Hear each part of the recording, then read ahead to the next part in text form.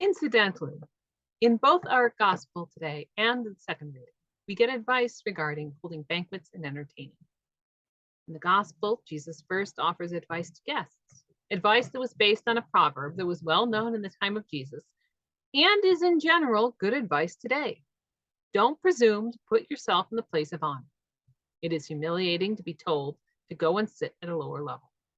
Instead, choose the place of humility and then allow yourself to be redirected to a place of greater honor. Such is good advice for those attending a feast or banquet without assigned seating, and is also a reminder that in the heavenly feast to come, those seated closest to the throne of God will likely not be who we expect or recognize.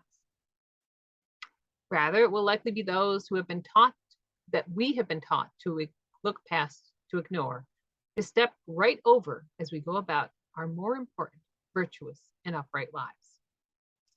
And so, while we start with this advice for banquet attendees, the more important advice, both in the Gospel and from the book of Hebrews, is for the host. When hosting a party, we are told to not turn anyone away, and in fact, to invite in those who have no ability to repay the gesture. The penniless traveler, the poor, and those with infirmities that stood as barriers to providing for themselves. In the book of Hebrews, we are told to remember that people have entertained angels and not even known. And there are multiple stories in the Bible, especially in the Hebrew scriptures, in which this is literally true. Abraham and Sarah and Lot and his wife all were blessed with visits from angels, disguised as itinerant travelers begging for a meal and a place to stay. How each was treated by their hosts became God's test for true faithfulness, with Abraham and Sarah receiving the blessing of innumerable descendants, and Lot's neighbors receiving the curse of being wiped from the face of the earth and having a name that lives on only in infamy. But aside from this notion of reward and retribution in this life or in the one to come, the gospel also encourages us to welcome in those who cannot or will not repay the favor, because it is for our own benefit. In my career as an engineer, I found myself being invited to dinners, cocktail hours, meetings, and other events where there is a lack of authenticity. I've been asked to attend events with consultants and vendors, which I have turned down or have asked for alternatives to because the morality or simply the appearance of the event feels questionable at best. Procurement based on such personal sales pitches rather than prices, responsiveness to issues, and reliability. In short, based on the product being procured, in the end, does not benefit anyone in the long run.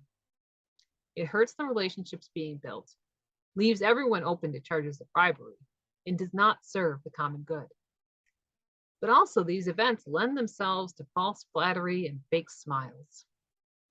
To be the best versions of ourselves here on earth and continue to build who we are for the world to come, we need to be able to see our own limitations, to acknowledge our own shortcomings, and to be able to be held accountable. When we surround ourselves only with people who have something to offer us in return, we as human beings tend to build ourselves up in our own minds as idols, think we can do no wrong. And this is dangerous, not just to our immortal souls, but also to our personal and professional lives here on earth. We need constructive criticism. Now, to be clear, tearing one another down, being cruel to one another, personal attacks, these are hurtful and sinful acts that can cause irreparable harm. And being critical, just to be critical, setting impossibly high standards, constantly revisiting past mistakes over which someone has no control, or blaming someone for something that they cannot fix, is also harmful and does nothing to help the common good. But when someone is surrounded by only those for whom a relationship is transactional, who flatter and ignore mistakes, who are inauthentic, then a person cannot learn from those mistakes. They cannot become a better person. They stop seeing their need for others and for God, and they become the worst version of themselves.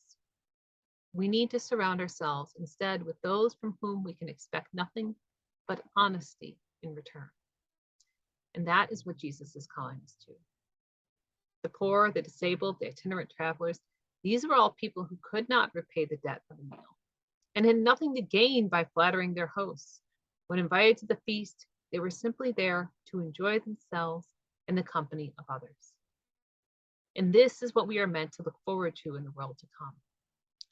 A world in which we stop seeing one another for how we can benefit one another. Instead, value one another simply for who each and every person is. Amen.